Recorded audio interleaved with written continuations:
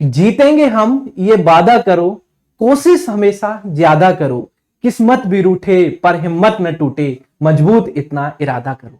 जय हिंद दोस्तों, मैं सचिन यादव आप सबका स्वागत करता हूं एसडी कैंपस पर। कैसे हैं आप सभी? उम्मीद करता हूं कि आप सब बहुत अच्छे होंगे, स्वस्थ होंगे, मस्त होंगे, जबरदस्त होंगे और अपनी तैयारी में बहुत अच्छे तरीके से लगे होंगे, क्योंकि अब आपके पास बहुत कम समय बचा हुआ है। यानी कि 2 से 4 दिन आपके पास बस शेष बचे हुए हैं और 29 तारीख से यूपी पुलिस रेडियो ऑपरेटर के एग्जाम शुरू हो रहे हैं। ये बात बहुत अच्छे से आप सभी को पता भी है मेरे भाई, और आप बहुत अच्छे से जागृत होकर अपनी तैयारी में लगे हुए हैं, और होना भी चाहिए, क्योंकि इस बार आपको अपने लक्ष्य की प्राप्ति करनी है। मेरे प्रिय विद्यार्थियों, इसी कड़ी में मैं आप सभी के लिए लेके आया हूं कि अंतिम सप्ताह में मैथ्स में क्या पढ़ें और क्या न पढ़ें, ये कंप्लीट स्ट्रेटजी में लेके आप सभी के बीच हाजिर हुआ हूं।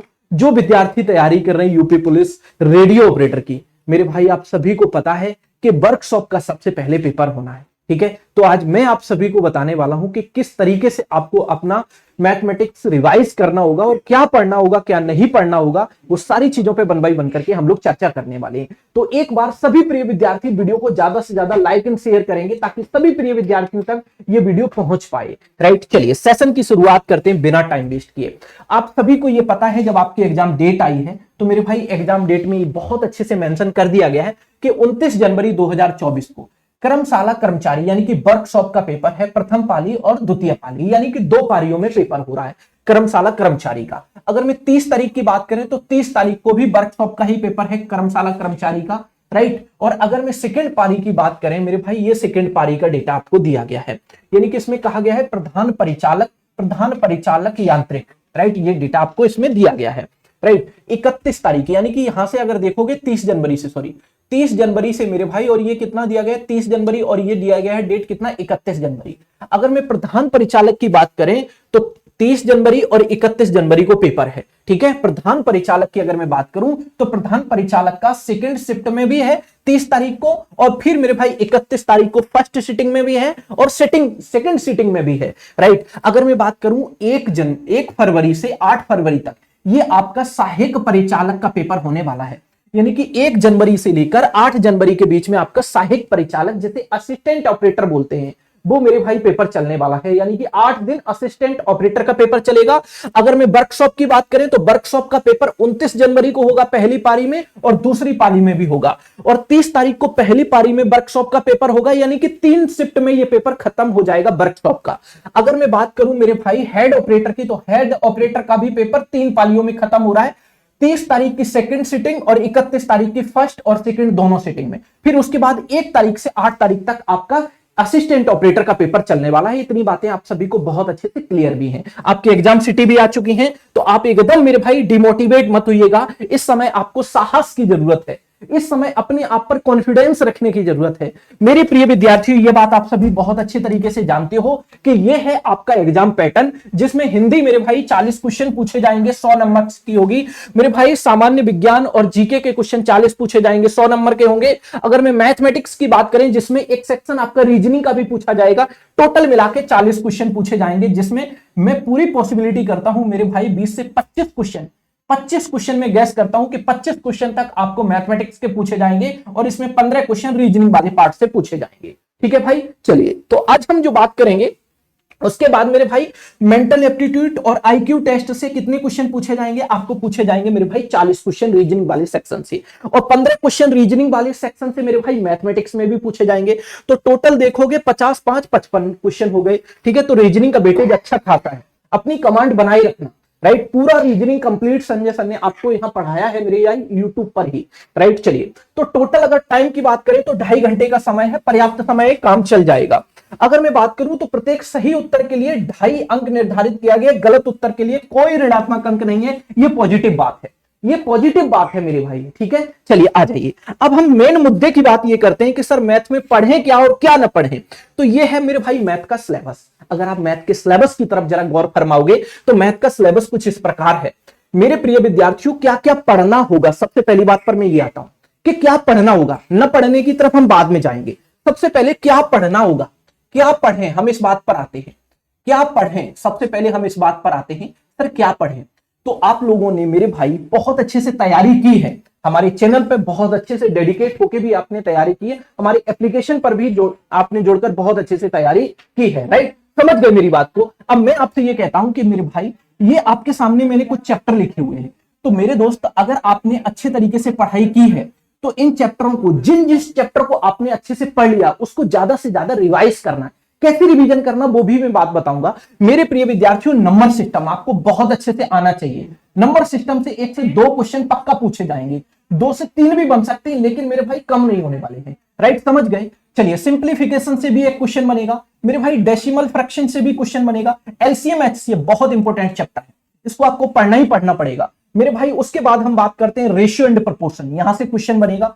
परसेंटेज मेरे भाई, परसेंटेज से क्वेश्चन पक्का बनेगा। प्रॉफिट एंड लॉस से क्वेश्चन बनेगा मेरे भाई, आ जाइए प्रॉफिट लॉस। फिर उसके बाद हम चलते हैं डिस्काउंट की तरफ, फिर हम सिंपल इंटरेस्ट और कंपाउंड इंटरेस्ट की बात करते हैं, ठीक है भाई। अगर पार्टनरशिप मेरे भाई आपने पढ़ा है तो अच्छी बात है, पढ़ा है मेरे भाई, पढ़ा होगा ही, मैंने बहुत अच्छे से डिटेल से सारी चीजें पढ़ाई हैं, ठीक है। किन किन चैप्टरों पे सबसे ज्यादा गौर देना है, तो मेरे भाई ये हो गया। उसके बाद आपको एवरेज पर बहुत अच्छे से ध्यान देना है, टाइम एंड वर्क पर बहुत अच्छे से ध्यान देना है, टेबल आपको टाइम डिस्टेंस पर ध्यान देना है, टेबल एंड ग्राफ पर ध्यान देना है, मेंसुरेशन पर ध्यान देना है मेरे भाई, और ये arithmetical computation and other analytical function है, ठीक है भाई। और ये मिसलेनियस वाला पार्ट है।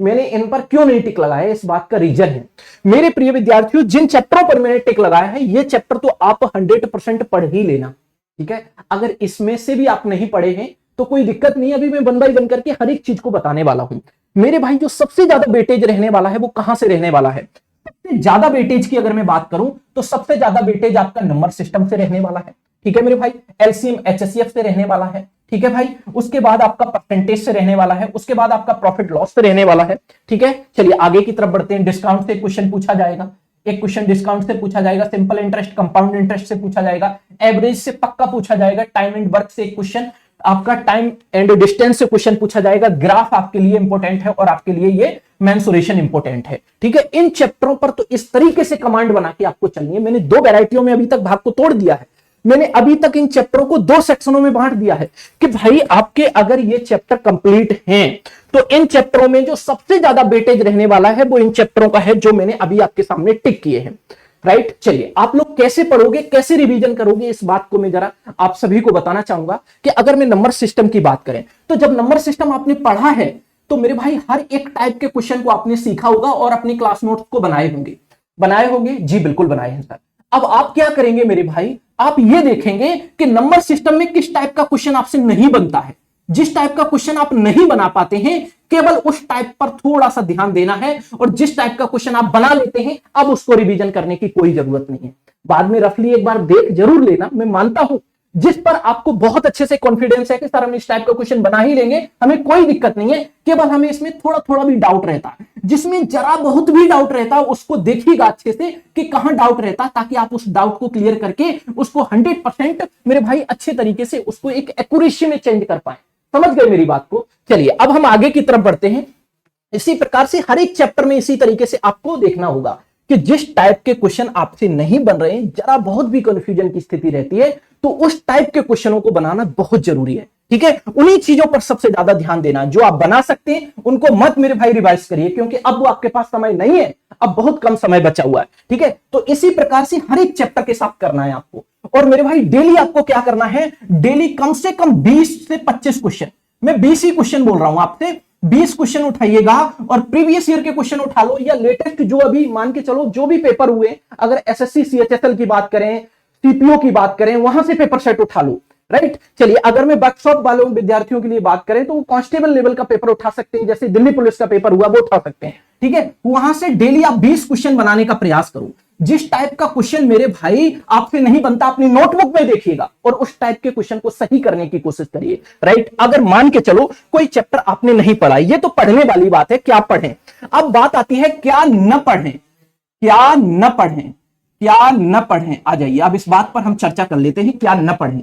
मेरे प्रिय विद्यार्थियों, क्या नहीं पढ़ना है, हम इस बात पर चर्चा करते हैं। भाई जो चैप्टर आपने अभी तक नहीं पढ़ा है, जो चैप्टर अभी तक आपने नहीं पढ़ा है और आपको इसमें बहुत ज्यादा डाउट है, तो उस चैप्टर को मत पढ़िए, मैं कहता हूं कि मत पढ़िए। अगर उस चैप्टर को आज पढ़ोगे तो कंफ्यूजन की स्थिति रहेगी और आप एग्जाम में उस क्वेश्चन को नहीं बना पाओगे। तो इस तरीके से तैयारी करनी। मान के चलो कि ये चैप्टर आपका नहीं तैयार है, नहीं तैयार, अभी तक बिल्कुल नहीं पढ़ा है, तो एकदम छोड़ दीजिए, एकदम टेंशन इसकी खत्म करिए। जितना पढ़ा है उसको मैक्सिमम रिवीजन करिएगा, ताकि आप अच्छी एक्यूरेसी के साथ अपने पेपर में मेरे भाई अच्छे से अटेम्प्ट कर पाएं और अपनी सफलता को सुनिश्चित कर पाएं। हालांकि मैं भी डेली आप सभी के लिए शाम को 7:30 बजे लाइव आता हूं, जिसमें मैं मैथ्स की एग्जाम बूस्टर सीरीज चला रहा हूं। डेली आपको एक चैप्टर कंप्लीट कराता हूं, तो आप जरूर जुड़िए और अपनी सफलता को सुनिश्चित करिए। राइट, ये थी मेरी आज की प्लानिंग। होप सो ये प्लानिंग आपको बहुत अच्छे से समझ आ गई होगी। अगर मेरे भाई ये प्लानिंग अच्छी लगी है तो दिल से लाइक करिएगा वीडियो को और ज्यादा से ज्यादा शेयर करिएगा, ताकि हर एक विद्यार्थी के पास ये वीडियो पहुंचे और इस स्ट्रेटजी के साथ वो अपनी तैयारी को करें, जिससे कि अपनी सफलता को सुनिश्चित कर पाए। Okay, bye bye, take care.